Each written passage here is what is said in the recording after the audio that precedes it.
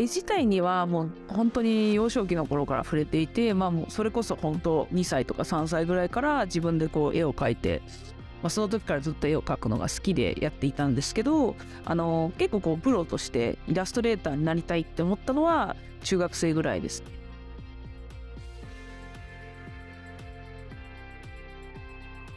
その時はサモンナイトっていうプレイステーション2のゲームがありまして、それの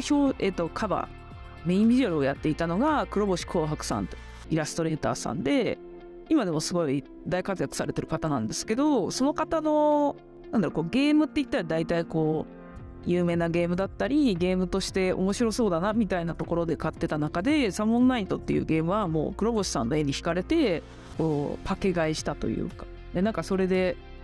こうちょっと前までは漫画家とかもいいなと思ってたんですけど、黒星先生の絵を見て自分もイラストレーターになりたいなっていうのを思いました。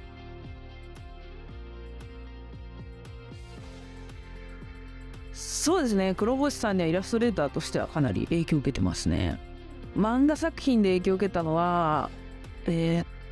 一番最初に読んだ漫画が遊戯王だったんですね。でやっぱり遊戯王のこうシニカルな感じとこう面白いとか、結構遊戯王の初期がそのミニゲームというかいろんなゲームを遊ばれてて、その結構面白さみたいなのには惹かれましたね。あとはやっぱりこうデビルマンとかアキラとかにはかなり惹かれましたね。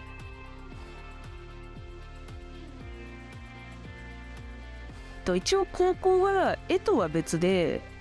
工業系の高校に入ってまして、そこではその広告デザインだったり映像だったりこう商品のパッケージデザインとか写真を勉強してましたね。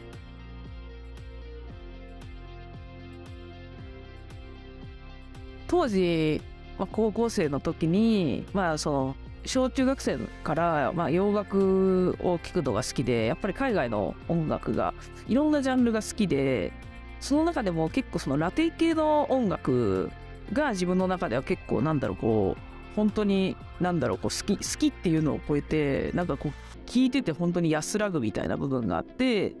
で結構その高校生の時にラテンの音楽と結構ブラジルの映画見るの好きで、めちゃめちゃ面白そうだなって思っていたところで、たまたま自分の親戚にブラジルの日系人の方がいて、でその方がちょうどブラジルに帰るっていう時期にその方の家でパーティーをすることがあって、ブラジルすごい好きなんですよって言った時に、じゃあよかったら今度来なよっていう流れで、じゃあ行きますって言って、当時高3だったんですけど、美大に行くかブラジルに行くみたいなところでブラジルの方が面白そうだなって思って行きました。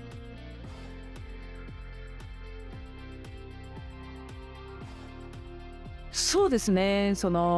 イラストレーターにやっぱなりたいと思ったのはさっき言ってた黒星紅白さんなんですけど、かなり自分の中では絵よりも音楽だったり映像の影響がすごい強くて、結構高校生の時とかバンドやったりとか音楽やりたいなと思って、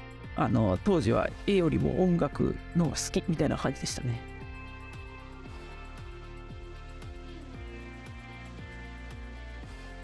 そうですね、なかなかイラストに入れるっていうことは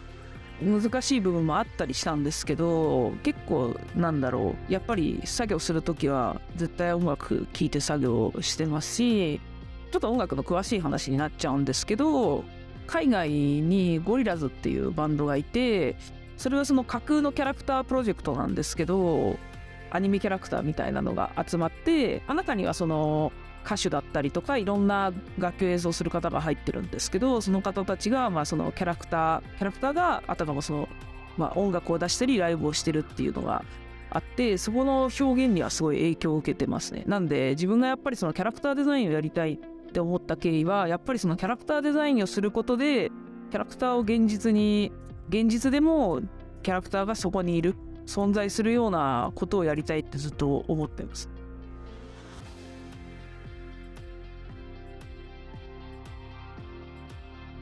さっき中学高校でもプロになりたいイラストレーターとしてやっていきたいって思ってたっていう話をしたんですけど、でもそのなりたいとは思ってたんですけど、全然その真面目に考えてなくて、なんかなれるやろみたいな気持ちでやってたんですけど、まあもう完全に自信過剰の勘違いだったなと思ってて、結構そのブラジルに行ってから絵は描き続けていたんですけど、やっぱりその自分の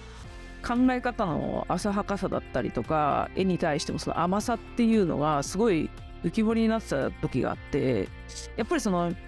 自分がブラジルに行った時は日本に住んだ時よりも全然そのちゃんとこう現実が、自分がやった行動が自分に返ってくるっていう場所だったんで、そこですごい、例えばお金がその時なかったりとか、こうなかなか頑張ってもその絵がやっぱり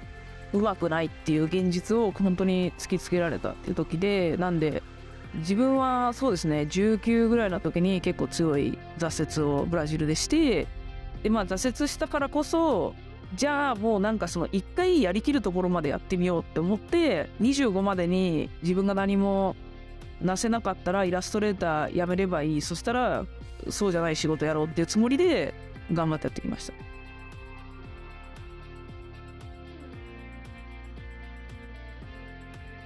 ブラジルにもアニメのイベントってアニメエキスポみたいな形であって、そういうすごいブラジルの方も、オタクの方が本当に多くて、そのやっぱりイラスト大好きっていう方も多かったんで、結構そういうイベントでちょっと絵描いたりとかはしてました。なんでブラジルでも仕事は本当知り合いづてで受けさせていただいて、結構日本からの仕事はツイッターでとかでたくさんイラストを出していく中で、メールにお仕事が来たって感じですね。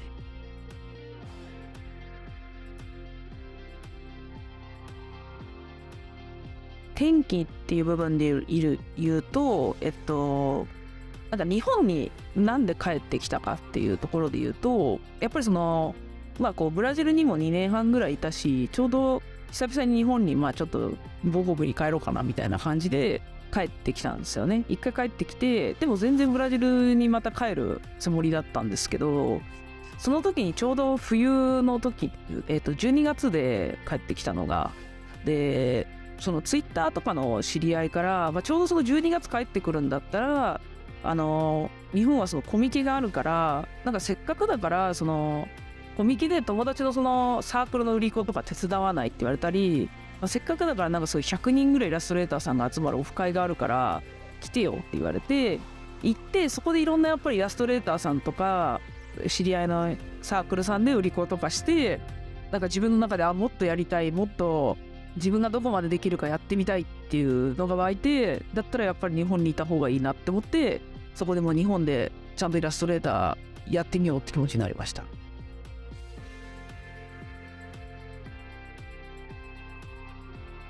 なんかちょっと強い言い方すると、闘争心というか負けたくないっていう気持ちはめちゃめちゃありました。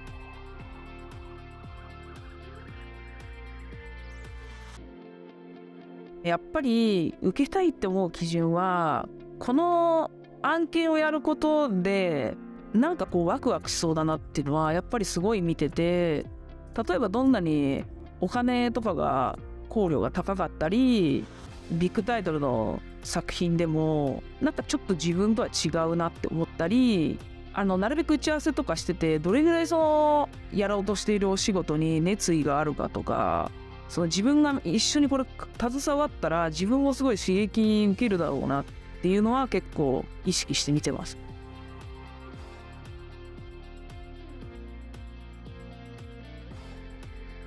プレッシャーは24号ぐらいの時は感じてて、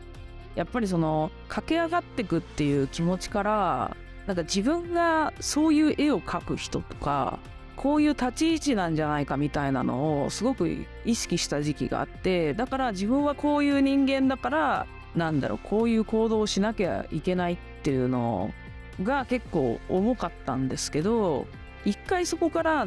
今はなんかそういう気持ちからちょっと抜けて、その自分はミカピカゾだからっていうのは今別の意味で持ってるんですけど、もう一回ブラジルから日本に帰ってきた時の何でも挑戦していろいろやってみようって気持ちに今もう一回立ち返れてます。